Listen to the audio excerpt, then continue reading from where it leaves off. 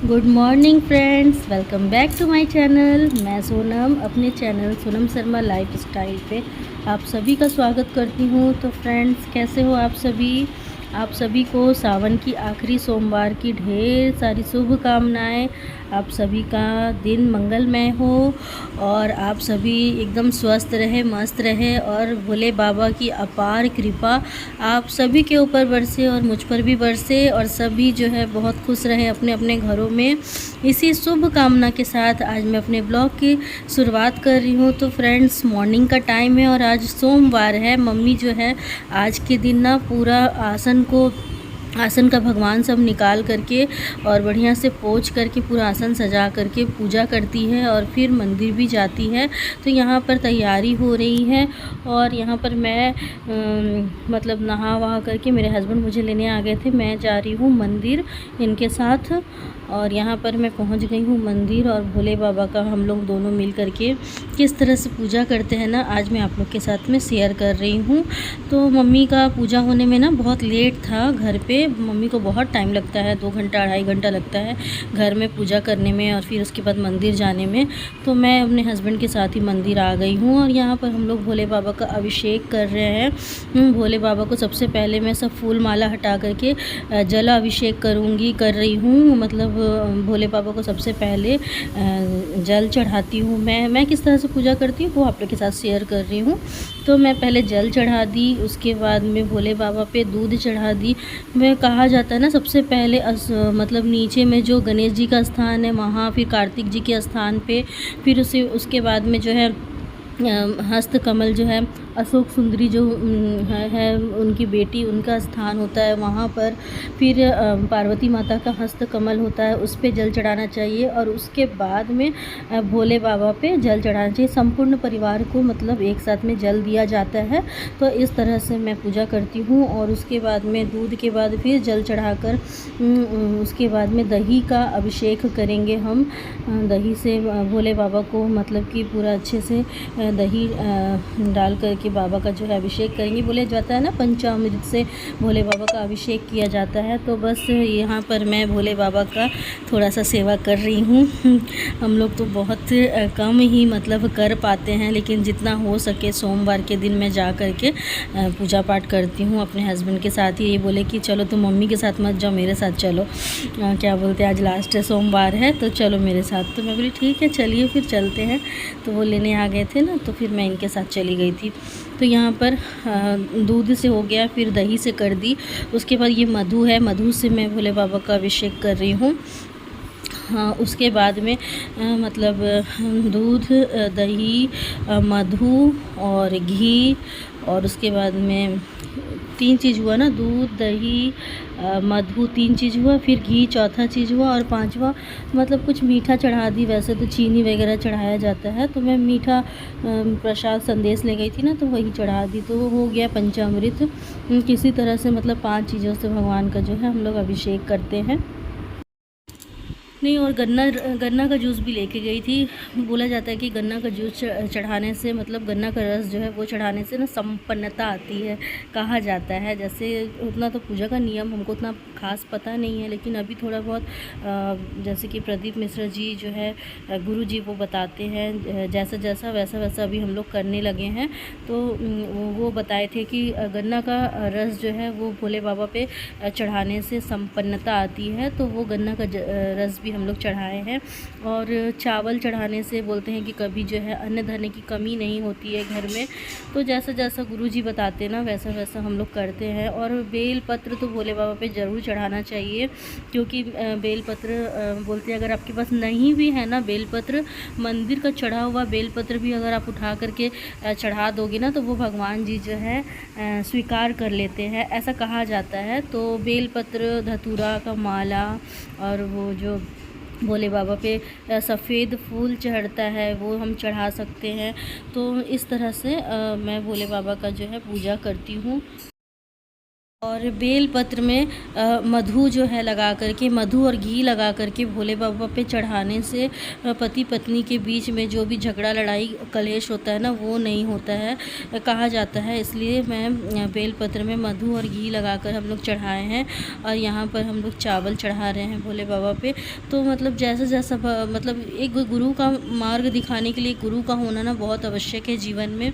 अब जब गुरु के बताए हुए रास्ते पे जब हम चलते हैं ना, तो हम मतलब कि उन्नति की ओर बढ़ते हैं और सब काम हमारा सफल होता है, सिद्ध होता है। तो उस हिसाब से हम लोग अब मतलब करते हैं। तो यहाँ पर बस हमारा पूजा हो गया है और आरती और दिया करके हम लोग नंदी बाबा का भी पूजा करके, और यहाँ पर काली माता का भी मंदिर है, वहाँ भी हम पुष्पांजलि देंगे।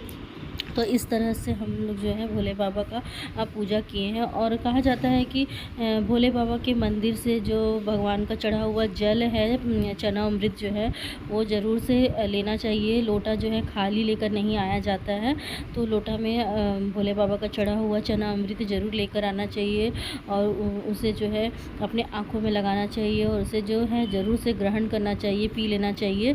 तो बहुत अच्छा होता है स्वास्थ्य से, मतलब स्वास्थ्य जो है आपका अच्छा रहता है।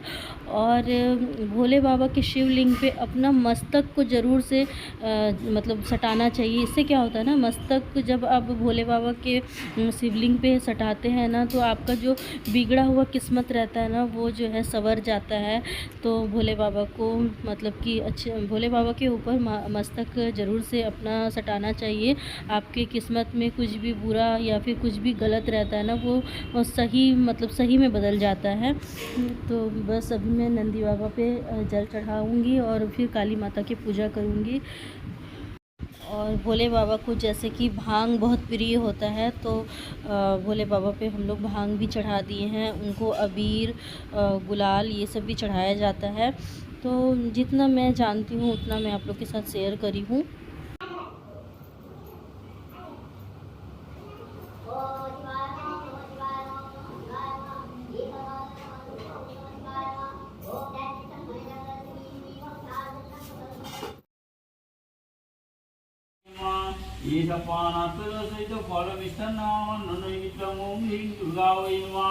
ओम सर्वमंगलमंगल्ये शिवे सर्वार्थसाधिके शरणं त्र्यंबके गौरी नारायणी नमोस्तुते।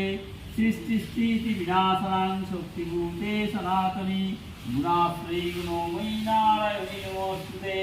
शरणागत दीनार्तो परित्राणाय परायणे सर्वसात्ति हरे देवी नारायणी नमोस्तुते।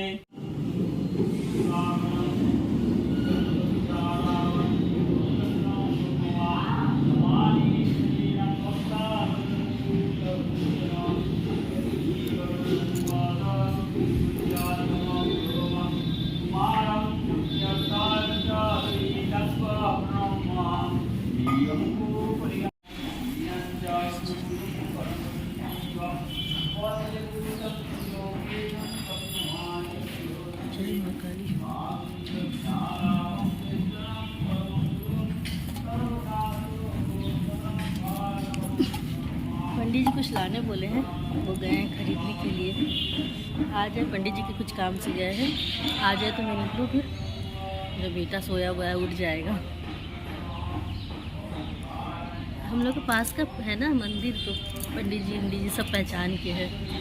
तो पंडित जी कुछ लाने बोले, उनको गए हैं लाने को। ले आए।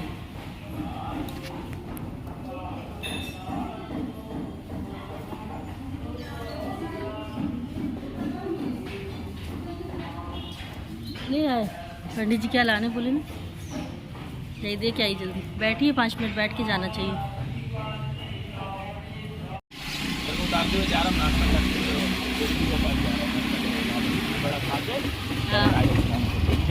हाँ वीडियो बनाते बनाते घूम रही हूँ मैं। जस्ट अभी मंदिर से आई हूँ, मेरा बेटा सोया ही था, उठ गया। ये मैं आई और ये उठ गया। और मम्मी का अभी तक पूजा नहीं हुआ, मैं आधा पूजा करके गई थी। मम्मी आ रही तभी से। तो देखो यहाँ पूजा हो रहा है अभी।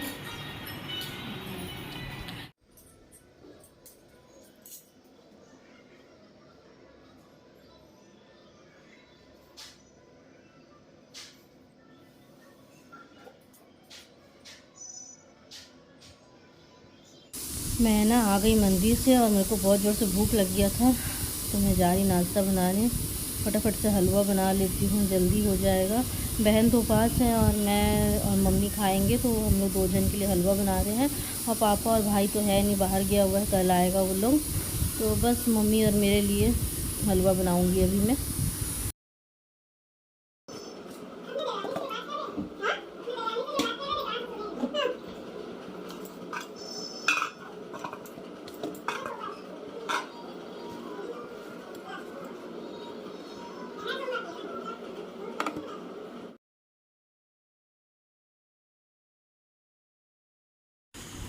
तो यहाँ पर देखिए मिट्टी का शिवलिंग बनाया गया हुआ है। मिट्टी का शिवलिंग मम्मी बना करके इसमें पंचामृत चढ़ा रही है और जल चढ़ा रही है। इस तरह से रोज़ घर में भी शिवलिंग बना करके पूजा करती है। कहा जाता है कि रोज़ जो मंदिर नहीं जा सकते ना, वो मिट्टी का शिवलिंग भी घर में आप बना करके और उसे फूल, बेलपत्र, टीका, चंदन और मतलब बेलपत्र सब चढ़ा करके पूजा कर सकते हैं। काला तिल चढ़ा सकते हैं और उसके बाद में ना उसका जो है विसर्जन मंदिर से आकर के मतलब कि पूजा होने के बाद में मतलब विसर्जन भी कर सकते हैं उसका। तो इस तरह से मम्मी घर में भी करती है और फिर मंदिर जा कर के भी पूजा करती है।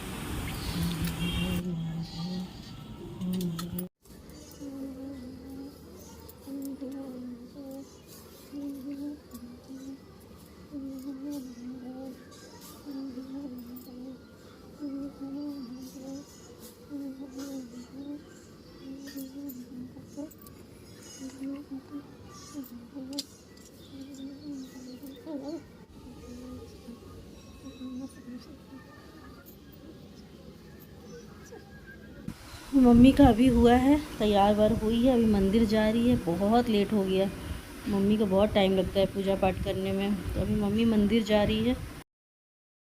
हेलो फ्रेंड्स, अभी मैं फ्री हुई हूँ, मतलब मंदिर से आ कर के बहुत देर हो गया है और नाश्ता पानी भी हो गया है।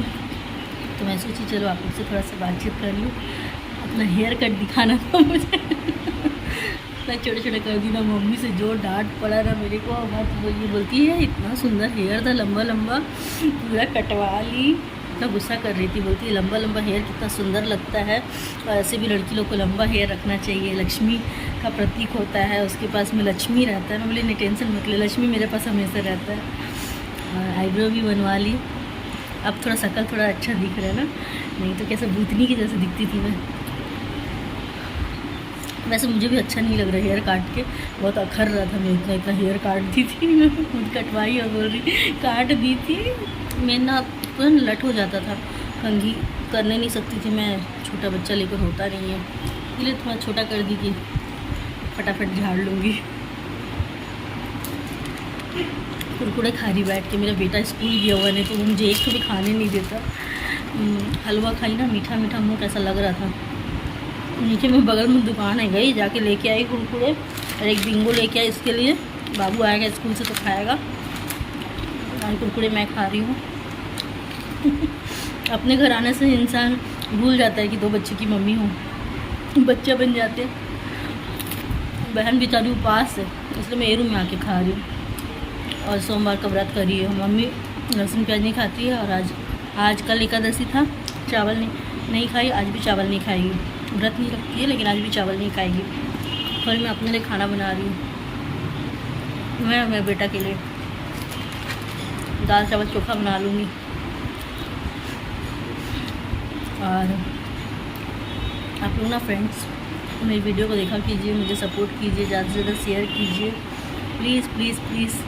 बहुत सपोर्ट की ज़रूरत है आप लोग का, इसीलिए मेरी वीडियो को देखा कीजिए, लाइक कमेंट किया कीजिए, शेयर कीजिए और बेल आइकन को ज़रूर से दबा दीजिए। मैं पर डे वीडियो अपलोड करूँगी, डेली ब्लॉग है मेरा। आज का ब्लॉग ना बहुत लंबा हो जा रहा है, नेक्स्ट पार्ट में अब आगे का बनाऊँगी मैं। तो तब तक के लिए सभी स्वस्थ रहें, मस्त रहें, बाय बाय।